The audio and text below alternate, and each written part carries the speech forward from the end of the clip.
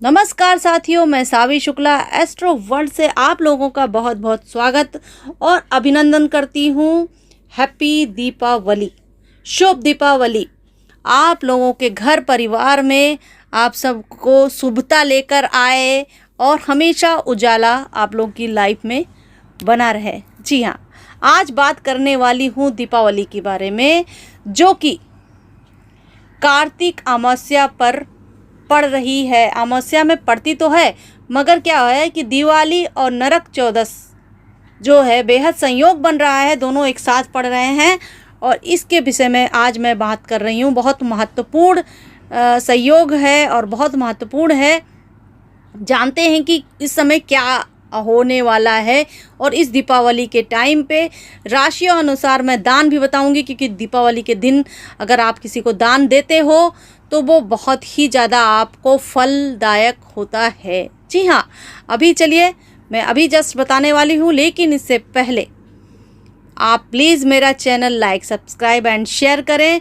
और किसी को अगर मुझसे बात करनी है तो मेरा फ़ोन नंबर स्क्रीन पे लिखा हुआ है, आप प्लीज़ उस पर बात कर सकते हैं। चलिए अब बात करती हूँ दीपावली की। ये रोशनी से जगमगाता पर्व प्रत्येक वर्ष जो है बहुत ही धूमधाम से मनाया जाता है। दीपावली के एक दिन पहले ही नरक चौदसी पड़ती है। दीपावली के एक दिन पहले ही नरक चौदसी पड़ती है। अब की बार क्या है कि नरक चौदस और दीपावली दोनों साथ साथ ही मनाए जाएंगे और ये दोनों एक ही दिन पे पड़ रहा है, वो है 4 नवंबर। यस, अब इस टाइम पे क्या महत्वपूर्ण चीज़ है वो मैं बताती हूँ कि 14 नवंबर को 2 गुना महत्वपूर्ण माने जाने वाला दिवाली और नरक चौदस की ये जो भी कॉम्बिनेशन है, इसमें क्या होगा। इस दिन की शुरुआत काली चौदस के साथ और दिन का अंत लक्ष्मी पूजन के साथ होगा। इस दिन विधिवत पूजा अर्चना करने से आप अगले साल भर सुख, समृद्धि और खुशियां अपने जीवन में प्राप्त कर सकेंगे। रोशनी से जगमगाता दीपावली का त्यौहार, और इस त्यौहार के लिए सबसे महत्वपूर्ण ये था कि भगवान श्री राम 14 वर्ष के वनवास के बाद अपने राज्य वापस लौटे थे और उनका गर्मजोशी से स्वागत हुआ था। पूरे देश में दीप उत्सव हुआ था और श्री रामचंद्र जी अपने भाई और अपनी पत्नी के साथ में उनका स्वागत किया गया था। खुशियों का त्यौहार है और बुराई का अंत होता है, अंधकार का अंत होता है। दीपावली का दिन इसका प्रतीक माना जाता है। और इस बारे में मैं ये क्या कहूँ कि इस दिन भगवान श्री गणेश और लक्ष्मी जी की पूजा भी होती है और लक्ष्मी जी, श्री गणेश जी जो है, ऐसी मान्यता है कि दोनों ही पृथ्वी पर आते हैं भ्रमण करने के लिए, और जहाँ पे भी जो भी घर खुले होते हैं, जहाँ पे लक्ष्मी जी की, गणेश जी की पूजा होती है, वहाँ पे वो टिक जाते हैं, वहाँ पे वो रह जाते हैं, जिसकी वजह से शुभता और धन दोनों ही टिक जाता है। आगे बात करती हूँ कि हाँ, इस टाइम पे एक बात और भी होती है कि नई फसल का मौसम शुरू हो जाता है, जिससे सुख और समृद्धि का प्रतीक माना जाता है। ये चीज़ शुरू हो जाता है तो सुख और समृद्धि तो आ ही जाती है। और ऐसे में इस शुभ दिन पर कड़ी मेहनत और परिश्रम का फल प्राप्त होता है दीपावली के टाइम पे। नरक चौदस की पहली बात कर लेती हूँ कि नरक चौदस में क्या क्या चीज़ होती है और इसमें क्यों नरक चौदस मनाई जाती है। इसमें क्या होता है कि मृत्यु के देवता की पूजा की जाती है। मृत्यु के देवता जी हैं यमराज। यस, जी हाँ, उनकी पूजा की जाती है। नरक चौदस कार्तिक कृष्ण की चौदशी को पड़ती है और इस दिन यमराज जी की पूजा अर्चना की जाती है और उनके लिए एक दीपक भी जलाया जाता है जो उत्तरामुखी होता है, वहाँ पे दीपक जलाया जाता है। और एक मृत्यु का भय जिसको होता है, जैसे कि बहुत लोग चाहते, लगता है उनको कि मैं कहीं गिर गया, एक्सीडेंट हो गया इत्यादि, उनको लगता है कि मुझे अभी मृत्यु का भय लग रहा है कि कहीं कुछ ना हो जाए, तो ये अगर वो काम करते हैं ना कि उस दिन जाके दिया जलाते हैं नरक चौदस के दिन पे, तो उनको मृत्यु का भय समाप्त हो जाता है, या अल्पायु जिनको होती है वो मिट जाती है। तो नरक चौदस के दिन आप दिया ज़रूर जलाएं। और इस दिन की एक पौराणिक कथा भी है। कथा इस प्रकार है कि असुर नरकासुर को श्री कृष्ण भगवान जी ने अपनी पत्नी के सहयोग से, अपनी पत्नी के मदद से कार्तिक माह के कृष्ण पक्ष की चतुर्दशी को ही, मतलब कि नरक चौदस वाले दिन ही मार गिराया था, वध किया था उनका। और फिर उसके बाद उनकी कैद से आज़ाद हुए 16,000 स्त्रियों को उन्होंने छुड़ाया था, आज़ाद किया था नरकासुर की कैद से। और ये जो है त्यौहार पति पत्नी के बीच एक नारीवाद और समानता की ताकत का प्रतीक भी माना जाता है।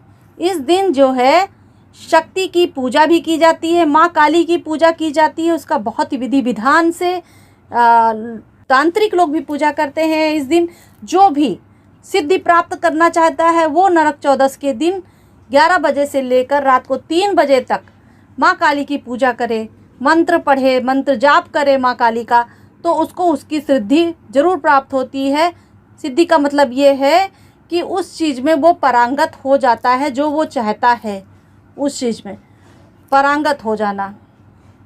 साथ ही अपने जीवन से सारी बुरी आदत जो है आपके अंदर है, इस दिन अगर आप छोड़ देंगे तो आपके लिए बहुत ही उत्तम होता है। और इस दिन क्या होता है कि नरक चौदस वाले दिन अभ्यंग जो होता है, अभ्यंग स्नान किया जाता है, उसको बोलते हैं कि आप इसको बोलते हैं इस तरह कि लोग चंद्रमा की उपस्थिति में नरक चौदस के सूर्य उदय होने से पहले अभ्यंग स्नान करते हैं, अभ्यंग स्नान करते हैं। मृत्यु के बाद उन्हें स्वर्ग नसीब होता है, ऐसी मान्यता है, जिसमें लोग अपने पूरे शरीर में तिल के तेल से मालिश करते हैं और फिर उसके बाद नहाने जाते हैं। इसके अलावा आप के अपने जीवन में बुराइयों को दूर रखने के लिए बहुत से लोग इस दिन काजल का भी प्रयोग करते हैं। इसके अलावा बहुत से लोग अपनी कुल देवी की भी पूजा करते हैं। कुछ लोग जीवन में सुख समृद्धि और अपने घर परिवार की सुरक्षा के लिए अपने पितरों की भी पूजा करते हैं कि पितृ आशीर्वाद देते हैं कि उनका घर परिवार सुरक्षित रहे और हमेशा सुख समृद्धि बनी रहे। अच्छा, आगे बात करती हूँ कि शुभ संयोग इस दिन का प्रभाव बढ़ाने के लिए आपको क्या उपाय करने चाहिए। माँ लक्ष्मी की कृपा आपके जीवन में बनी रहे, इसके लिए आपको करना क्या है कि आपको अपने बेडरूम और पूजा घर में हल्दी चंदन की अगरबत्ती जलाएं और धूप बत्ती जलाएं। ये आपको करना है, उस दिन करना है आपको। और आपको सुबह उठ के स्वच्छ और अच्छे कपड़े पहन के भगवान के सामने आपको प्रे करनी है। प्रार्थना करते समय आपको धनिया के बीज एक कटोरी में रखने हैं और पूजा के बाद उन्हें अपने बगीचे या किसी गमले में बो दीजिए। ऐसा करने से सुख समृद्धि आपके जीवन में बहुतायत रूप में बनी रहेगी। सुख समृद्धि प्राप्त करने के लिए इस दिन माँ लक्ष्मी की पूजा में आपको कमल के 11 पुष्प चढ़ाने चाहिए। 11 पुष्प अगर चढ़ाएंगे तो भी आपको इससे बहुत बड़ा लाभ होगा और सुख समृद्धि आपकी बनी रहेगी। अपने मंदिर में दिन भर घी का दीपक जलाएं, साफ सफाई करें। उसके बाद मुख्य द्वार पर सरसों का दीपक भी जलाएं, ये भी आवश्यक है, दिन भर आपको जलाना है। छोटी सी बात और भी बता देती हूँ, फिर मैं आपको ये भी बताऊँगी कि कैसे पूजा अर्चना करें इसकी। ये तो मैंने छोटे छोटे उपाय बता दिए हैं पहले मैं ये बताती हूँ आपको कि राशि अनुसार कौन सी चीज़ अगर आप नरक चौदस और जैसे कि इस वक्त सबसे महत्वपूर्ण यही था कि इसमें आपको दान देना है। दान क्या क्या चीज़ देनी है मैं आपको बता रही हूँ कि दीपावली और नरक चौदस जो एक ही दिन में पड़ रही है उसमें आप राशि अनुसार क्या दान दे सकते हैं। तो मेष राशि वाले लोगों को अगर गेहूं दान करेंगे तो उनके लिए बहुत अच्छा रहेगा। वृषभ राशि वाले के लिए अनार का दान करना अच्छा रहेगा। मिथुन राशि वालों के लिए दूध का दान कीजिए, वो अच्छा रहेगा। कर्क राशि वालों के लिए पत्तेदार सब्जी दान कीजिए।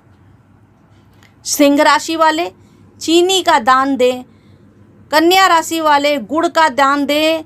तुला राशि वाले कपड़ों का दान दें। वृश्चिक राशि वाले चूड़ियों और श्रृंगार के सामान का दान दें। धनु राशि वाले जातक जो हैं वो बेसन का लड्डू दान दें। और मकर राशि वाले जातक को खीर दान देनी चाहिए। कुंभ राशि वाले लोग सरसों का तेल दान दें। और मीन राशि वाले लोगों को कंबल दान देना चाहिए। मीन राशि वाले लोगों को कंबल दान देना चाहिए। यानी कि दान की प्रक्रिया तो आरंभ कर दी, मैंने बता दी है, उस हिसाब से आप दान दे सकते हो। और मैंने सिर्फ ये इसलिए बताया है यहाँ पे कि ये दोनों सहयोग जो बन रहा है, इस सहयोग की वजह से अगर आप इस राशि अनुसार दान दे रहे हैं तो आपको उसका बहुत ही बेनिफिट मिलेगा। अच्छा चलिए, अब मैंने दान की भी बात कर ली। अब मैं ये बता देती हूँ कि लक्ष्मी पूजन कैसे होगा। लक्ष्मी पूजन की क्या विधि है वो इस बारे में विषय में हम लोग बात कर लेते हैं। तो लक्ष्मी पूजन की विधि में सबसे पहले करना क्या है आपको कि सायंकाल से शुरू करें। आप एक पाटा लें। पाटे के ऊपर आपको लाल कपड़ा बिछाना है। लाल कपड़े को बिछा के उसके ऊपर माता लक्ष्मी और गणेश भगवान जी की इस प्रकार फ़ोटो रखें कि लक्ष्मी जी की दाईं दिशा में गणेश जी हों और उनका मुख पूरब दिशा की ओर हो। उसके सामने बैठकर आप चावल पर कलश की स्थापना करें। इस कलश पर एक नारियल वस्त्र से लपेटकर आप इस प्रकार रखें कि केवल उसका अग्रभाग ही दिखे। उसके बाद आपको 4 दीपक लेने हैं। 4 दिए इस प्रकार लेने हैं कि 2 दिए घी के जलेंगे और 2 दिए तेल के जलेंगे।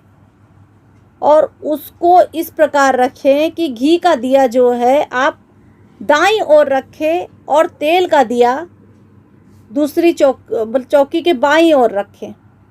ऐसे रखना है आपको। इसके अलावा एक छोटा सा दीपक और भी श्री गणेश के आगे जलाएं।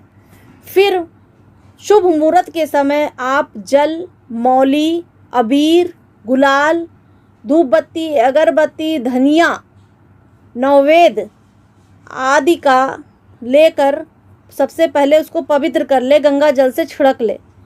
फिर सभी दीपक जलाएं। दीपक बहुत ढेर सारे दीपक आते हैं और उस समय आप उनको जलाइए। लीजिए दीपक भी रखिए अपने पास में और जलाकर उसे नमस्कार करें और उन पर चावल छिड़कें। सबसे पहले आपको पुरुष और बाद में स्त्रियां जो है गणेश जी और लक्ष्मी जी पर, अन्य देवता पर चावल छिड़केंगी। और श्री सुक्ति का पाठ, लक्ष्मी पाठ पुरुष भी करें और स्त्रियां भी करें और आरती उतारें। वही हाथों की पूजा करें। लिखने की प्रक्रिया चालू करें। तेल के अनेक दीपक जला के अपने सारे कमरे, तिजोरी, आंगन, गैलरी आदि जगहों पे आप रखिए। अंधेरा ना होना चाहिए, हर जगह रख दीजिए। आप कोने कोने में दीपक जलाएं। एक छोटा सा चौमुखी दीपक रखें और उसे मंत्र से अभिमंत्रित करें। मंत्र इस प्रकार है: ओम ह्रीं श्रीं ह्रीं कमले कमलाय प्रसीद प्रसीद, ओम ह्रीं श्रीं ह्रीं महालक्ष्मी नमः। ये करने से आपके घर में सुख समृद्धि बनी रहेगी। मिठाई, पकवान, खीर आदि का भोग लगाएं, सबको प्रसाद दें। घर के सभी छोटे बड़े सदस्यों का पैर छुएं, आशीर्वाद लें। हर्ष उल्लास के साथ ये पर्व मनाएं। कहीं भी मन में कोई भी शिकवा, कोई भी गिल्ट किसी के लिए मत रखिए। ये करना ज़रूरी है। माँ वैभव लक्ष्मी की कृपा से दुनिया की सारी खुशियाँ प्राप्त हो सकती हैं। इसके लिए इसकी विधिवत पूजा करना, आरती करना, इन सब चीज़ों के लिए आप ज़रूर ध्यान दें और श्री सूक्ति का पाठ करें उस समय। और पीपल के पेड़ के नीचे आपको माँ लक्ष्मी की आराधना करनी चाहिए।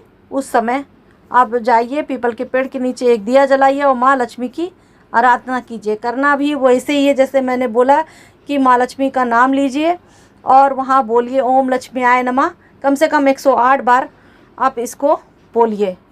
दीपावली की रात में आपको महालक्ष्मी के पूजन में पीली कौड़ियाँ भी रखनी चाहिए और इससे धन संबंधी सारी परेशानियाँ दूर होती हैं। हल्दी की गांठ रखिए, ये रखना बहुत ज़रूरी है पूजन के समय। तिजोरी में रख लीजिएगा बाद में, पूजन के बाद उसे। और दीपावली में पूजन के समय आपको लक्ष्मी यंत्र, कुबेर यंत्र और श्री यंत्र की भी स्थापना करनी चाहिए, उसको भी रखिए। और स्फटिक का श्री यंत्र अगर आप लेना चाहो, स्फटिक का श्री यंत्र आपके लिए बहुत ही अच्छा रहेगा और आपको उससे बहुत फ़ायदा भी मिलेगा। इस दिन आपको क्या करना है कि शिवलिंग पर जल भी चढ़ाइए, चावल अक्षत छिड़किए। ध्यान रहे चावल जितने भी चढ़ाएं, अक्षत मतलब जितना भी अक्षत छिड़के वो खंडित नहीं होना चाहिए, पूरा पूरा अक्खा चावल होना चाहिए। और जाएंगे ये काम करेंगे, इससे आपके सारे काम बनने की संभावना ज़्यादा हो जाती है।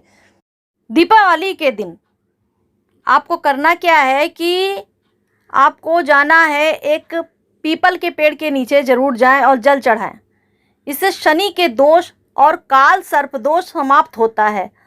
साथ ही देर रात पीपल के पेड़ के नीचे तेल का दीपक जरूर जलाएं, मगर ध्यान रहे दीपक जला के चुपचाप लौट आए, पलट के मत देखें। दीपक जला के चुपचाप लौट आए, पलट के मत देखें। इस दिन जाके किसी मंदिर में, दीपावली के दिन जाके किसी मंदिर में झाड़ू जरूर दान दीजिए। और आपको कहीं आसपास कहीं लक्ष्मी मंदिर दिख रहा हो तो वहाँ पे गुलाब की सुगंध वाला जो इत्र होता है उसको भी दान दीजिए, अगरबत्ती दान दीजिए। और नई झाड़ू ज़रूर इस दिन लाना चाहिए, दान भी दें और लाइए भी। झाड़ू जो है जब भी आप काम ना हो तो उसको छिपा के रखें, उसको ज़्यादा सामने मत दिखाइए। दिवाली की रात जब लक्ष्मी पूजन कर रहे हो तो थोड़ा सा बड़ा दीपक ज़रूर जलाएं और उसमें 9 बाती जला दीजिए। 9 बाती जलाने के बाद उसमें श्री सूक्ति का पाठ करिए। इसे पाठ करने से हनुमान चालीसा करिए, सुंदरकांड का भी पाठ कर सकते हैं। ये पाठ करने से सुख समृद्धि बनी रहती है। प्रथम पूजनीय गणेश को अगर दुर्बा अर्पित करें तो दुर्बा की गांठें बनावें। गांठ कितनी बनानी? 21 गांठें बना के श्री भगवान जी के चरणों में, श्री गणेश जी के चरणों में आप चढ़ाइए। दीपावली के दिन यह उपाय करने से शुभता आपके घर में आएगी, लक्ष्मी का वास आपके घर में रहेगा। दीपावली पर तेल दिया जलाते हैं, उसमें अगर आप 2 लौंग डालकर हनुमान जी के आगे जलाएंगे तो भी आपको बड़ा फ़ायदा रहेगा इससे। और दिवाली के दिन माँ लक्ष्मी के बाद घर के सारे कमरों में आपको घंटी और शंख बजाना है। सारी जगह पे जाइए, निगेटिविटी इससे दूर होती है। बहुत से उपाय हैं, थोड़े थोड़े ऐसे उपाय हैं जो आपके जीवन में सुख समृद्धि ला सकते हैं। छोटे छोटे उपाय हैं मगर बहुत ही कारगर सिद्ध होते हैं। मैं भी करती हूँ इन उपायों को और प्लीज़ आप भी करके देखिए। विधिवत पूजा कीजिए, अर्चना कीजिए और बाय चांस कहीं भूल चूक हो गई हो तो क्षमा प्राप्ति की कामना कीजिए, माफ़ी मांगिए कि मुझसे हो गई। अपने पितरों इत्यादि से माफ़ी मांगिए, अपने बड़ों जनों से माफ़ी मांगिए जिनसे आपने भूल की है, या फिर आपको किसी ने भी हर्ट किया हो, किसी ने भी आपको गलत कहा हो तो उनको भी माफ़ कर दीजिए। जो आपके अंदर गिल्ट है, जो भी आपके अंदर कोई भावना है गलत, उसको भी आप हटाइए। ये बुराइयों को हटाने का टाइम है। दीपावली एक शुभ और संपन्न त्यौहार है और इस त्यौहार में आपको अपनी हर चीज़ को, हर निगेटिविटी को अपने पास से हटाना है, क्योंकि माँ लक्ष्मी और गणपति जी का आगमन ऐसे ही होता। अगर आपके घर परिवार में निगेटिविटी रहेगी तो आगमन होना इतना स्वाभाविक नहीं है। पूजा पाठ तो सभी कर लेते हैं, मन और श्रद्धा के साथ अगर करें तो ज़्यादा बेनिफिट मिलता है इसका। मतलब कि अगर आपको शुद्ध करना है, घर भी शुद्ध करना है, तो उसके लिए एक चीज़ मैं भूल ही गई, वो मैं अभी बता दे रही हूँ आपको कि पूरे गंगा जल से पहले पूरे घर पे छिड़काव कीजिए शाम के टाइम पे। दीपावली के दिन आपको ये करना है। और साथ में महत्वपूर्ण तो आपको मैंने बता दिया है कि नरक चौदसी भी है, तो फिर साथ में दोनों चीज़ें हैं, तो ये बहुत महत्वपूर्ण है।